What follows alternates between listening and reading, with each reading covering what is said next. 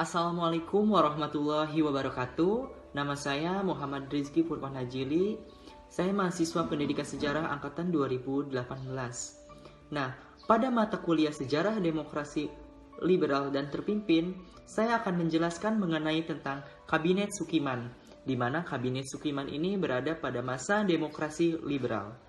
Kabinet Sukiman merupakan kabinet kedua setelah Kabinet Natsir. Kabinet Sukiman Wirjo Sanjoyo merupakan tokoh politik dari Partai Masyumi. Ia menjadi Perdana Menteri pada tanggal 27 April 1951 sampai dengan 31 April 1952. Program kerja yang dicanangkan oleh Kabinet Sukiman ini merupakan lanjutan dari program Kabinet Natsir sebelumnya. Hanya saja ada beberapa yang dirubah. Dalam bidang keamanan, Kabinet Sukiman ini menjalankan tindakan-tindakan tegas sebagai negara hukum untuk menjamin keamanan dan ketentraman. Kemudian yang kedua ada bidang sosial dan ekonomi, yaitu mengusahakan kemakmuran rakyat secepatnya dan memperbarui hukum agraria. Alasannya agar sesuai dengan kepentingan petani dan juga mempercepat usaha penempatan bekas pejuang di lapangan usaha. Nah, bidang ekonomi ini salah satunya yaitu menasionalisasi The Japan-based Bank.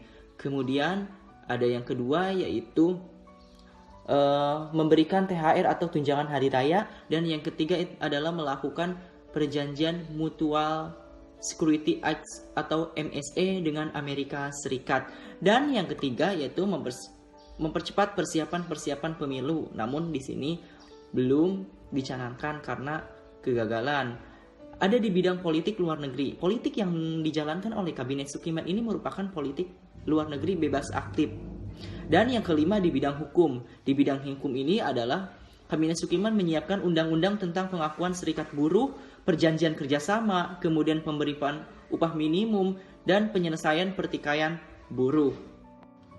Nah, jatuhnya Kabinet Sukiman adalah yang pertama masalah utama dengan pertentangan antara Masyumi dengan PNI, di mana tindakan Sukiman sehingga menarik dukungan pada kabinet tersebut. Nah, kemudian DPR akhirnya mengugat Sukiman dan terpaksa Sukiman harus mengembalikan mandatnya kepada presiden dan jatuh pada tanggal 23 Februari 1952. Namun akhir jabatan Sukiman berakhir pada tanggal 3 April 1952. Kemudian, karena adanya mosi tidak percaya DPR mengenai program bantuan militer Amerika Serikat atau dalam perjanjian Mutual Security Acts atau MSA yang dianggap menyalahi politik luar negeri bebas aktif Indonesia. Selain penyebab runtuhnya yang tadi disebutkan, ada lagi yaitu penyebab runtuhnya Kabinet Sukiman yang selanjutnya adalah karena adanya krisis moral yang ditandai dengan munculnya korupsi yang terjadi pada setiap lembaga pemerintahan dan kegemaran akan bermewah-mewah pada masa pemerintahan Kabinet Sukiman. Kemudian masalah Irian Barat yang belum juga teratasi. Hubungan Sukiman dengan militer kurang baik dan tampaknya dengan kurang tegasnya tindakan pemerintah menghadapi pemberontakan di Jawa Barat, Jawa Tengah, dan Sulawesi Selatan. Mungkin hanya itu saja yang dapat saya sampaikan tentang Kabinet Sukiman. Kekurangannya mohon dimaafkan karena saya masih dalam proses pembelajaran.